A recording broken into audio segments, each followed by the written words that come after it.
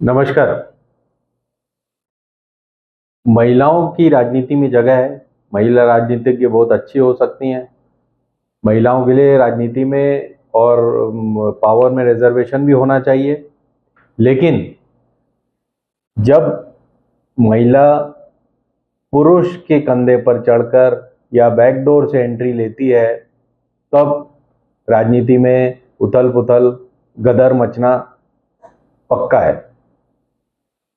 चाहे वो कैकेयी हो जो दशरथ की राजनीति में घुस गई, चाहे वो द्रौपदी हो जो पांडवों कौरवों के राजनीति में घुस गई।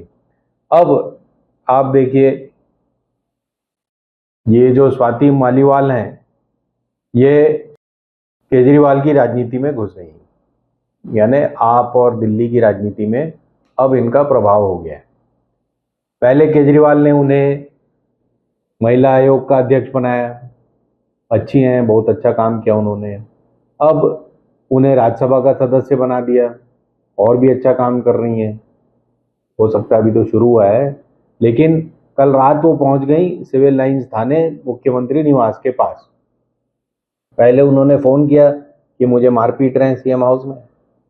उसके बाद वो खुद पहुंच गई थाने, लेकिन कोई रिपोर्ट लिखवाए बिना वो बाहर आ गई। अब बहुत तरह की बातें हो रही हैं, बहुत तरह के अंदाज लगाए जा रहे हैं, बहुत तरह के सिनेरियो बन रहे हैं। उनमें से एक सिनेरियो ये है कि केजरीवाल जी की पत्नी जो हैं, जो अब काफ़ी पब्लिक आई में आ गई हैं, उनके कहने से स्वाति मालीवाल को वहां से रुखसत किया गया सीएम हाउस से। अब ये केजरीवाल जी जो हैं, ये पहले भी आतिशी को लेकर कंट्रोवर्सी में फंस चुके हैं, अब स्वाति को लेकर कंट्रोवर्सी में फंस रहे हैं। तो ये बड़ी अजीब चीज़ होती है हमेशा, महिला की एंट्री जब होती है घोर राजनीति में इस तरह से। इसके पहले स्वाति मालीवाल और आतिशी और केजरीवाल की पत्नी को कोई नहीं जानता था, लेकिन अब सब जान गए। इसी तरह से एंट्री हुई है कंगना रनौत की।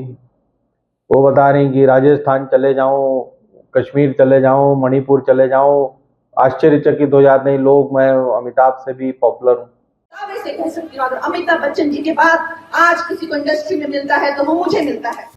अब ये उनके दिमाग में पता नहीं किसने डाल दिया है कि पिछले 15 साल से 5 साल से कम उन्होंने कोई हिट फिल्म नहीं दी है। राष्ट्रीय अवार्ड मिल गया है उनको, पद्मश्री मिल गया है, और वाई कैटेगरी की सुरक्षा भी मिल गई है। लेकिन ये सब क्यों हो रहा है, इसके बारे में क्या स्पेकुलेशन नहीं हो रहा है मार्केट में? क्या बाजार गर्म नहीं है अफवाहों का? किसके साथ और किसकी वजह से ये सब उन्हें सुविधाएं प्राप्त हो रही हैं? क्या वो अमिताभ बच्चन के लेवल की कलाकार हैं, या इवन हेमा मालिनी या नरगिस के लेवल की कलाकार हैं? लेकिन हो गई है उनकी एंट्री। इसी तरह स्मृति ईरानी को लेकर भी बहुत सारी बातें हुई थी, उनकी भी एंट्री हो चुकी है, और वो बता रही कि उन्होंने गांधी परिवार को खत्म कर दिया अमेठी से। देखते हैं आगे क्या होता है। उसी तरह से प्रमोद महाजन की लाइफ में 2-3 एंट्री हुई थी। अब वो उनमें से कोई राजनीति में नहीं पहुंच पाई, लेकिन प्रमोद के भाई ने आकर उनका खून कर दिया था। उसकी वो सजा भुगत चुके हैं या भुगत रहे हैं। उनके कुछ ऐसी अफवाह उड़ी थी कि उनके कोई अपने भाभी से संबंध थे, और एक जर्नलिस्ट थी शिवानी, उनसे संबंध थे। उसके चक्कर में एक आईजी भी अंदर रहे काफ़ी दिन। अब इसीलिए ये जो महिलाएं हैं राजनीति के इर्द गिर्द चारों तरफ घूमती हैं, इनकी वजह से, या जो पुरुष हैं जो उन्हें अपने चारों तरफ घुमाते हैं, उनकी वजह से राजनीति में उथल पुथल और इस तरह के परिणाम आते जरूर हैं। एक अनिल जोशी थे, आरएसएस के प्रमुख कार्यकर्ता थे। उनके खिलाफ, उन जोशी जी के खिलाफ काफ़ी फिल्में घुमाई गई, और उनका करियर अहमदाबाद में ख़त्म कर दिया गया। अब इसमें लेटेस्ट एंट्री हुई है बंगाल के गवर्नर की। माननीय ममता बनर्जी कह रही हैं कि ये छेड़छाड़ के आरोपी हैं। उनकी ही एक उनके यहाँ जो काम करती हैं एनजीओ की वर्कर थी या उन्हीं के यहाँ काम करती थी, उन्होंने बंगाल के गवर्नर पे आरोप लगाया है गुप्ता जी पे।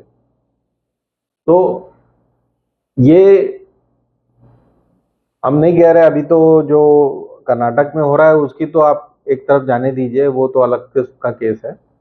बट अब आप खुद देखें कि ये इस तरह की जो महिलाएं राजनीति में इधर उधर घूम रही हैं, इधर उधर गवर्नर हाउस में एंट्री पा रही हैं, सीएम हाउस में घुस रही हैं, पद पा रही हैं, इनका क्या और इनसे जुड़े हुए पुरुषों का क्या होना चाहिए?